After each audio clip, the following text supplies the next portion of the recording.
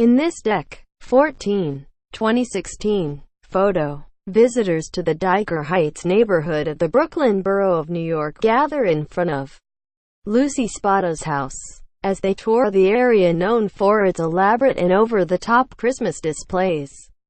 U.S. homeowners festooning their front lawns with thousands of twinkling lights, massive inflated Santas, candy canes and reindeer to spark smiles are instead igniting ornament wars, enraging neighbors over traffic, pollution and safety concerns. Over-the-top Christmas displays have turned normally quiet neighborhoods in New York, New Jersey and Connecticut into tourist destinations, and pitted neighbor against neighbor in a battle of privacy versus holiday cheer. Amid the bedazzled homes in the Dyker Heights section of New York's Brooklyn Borough, December crowds from as far away as Japan are expected to top last year's 100,000 gawkers, said Fran Vellamaroni, president of Dyker Heights Civic Association. Tour buses arrive nightly from Maryland and elsewhere during peak season from Dec. 15 to Jan. 1. This is a residential neighborhood, not Times Square, Vellamaroni said. Eye-popping photographs posted on social media have lured multitudes, twisting the once charming local holiday event into an out-of-control block party, said Josephine Beckman, district manager of the local community board.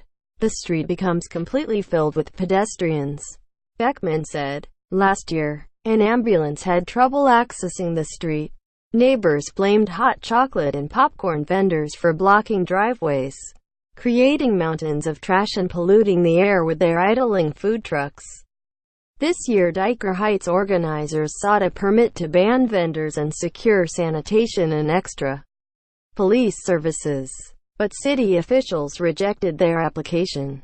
On a quiet dead-end street in Old Bridge, New Jersey, meanwhile, neighbors took matters into their own hands when crowds returned to gape at Tom Apprezi's annual display of 300,000 lights decking his home.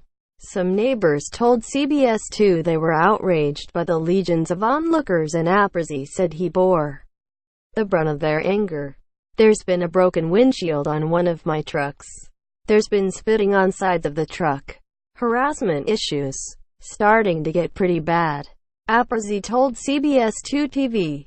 In Fairfield, Connecticut, police stepped in to cool tempers and negotiate a compromise after 40 neighbors signed a petition protesting parking problems created by hordes viewing Jean Hallowell's holiday electrical extravagance on Roseville Terrace. The display, known as Wonderland on Roseville, now in its 18th year, drew 30,000 visitors last year, said Fairfield Police Lieutenant Robert Calamaris. As part of the deal, neighbors agreed to a temporary parking ban on one side of the street. The homeowner, who could not be reached for comment, agreed to turn off the lights an hour earlier, by 9 p.m. local time on weekdays, and to turn down the volume on a loop of the theme song from Frozen. Calamaris said, some neighbors, and even potential neighbors, remained delighted by the flashy exhibit.